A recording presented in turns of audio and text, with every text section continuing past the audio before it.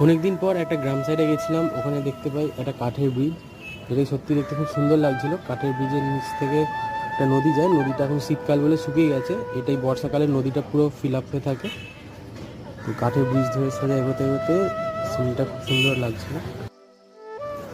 আর ওই দিকটা করে পাকা ব্রিজ বানানো কাজ চলছে,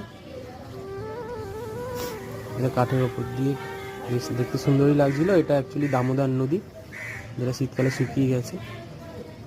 এই কাঠের ব্রিজের ওপর থেকে সাইকেল বাইক সব কিছুই যায়। তার নিচে কিছুটা জল জমে আছে, ওখানে ভালো মতনই মাছ ছিল, ওপর থেকে দেখতে পাচ্ছিলাম।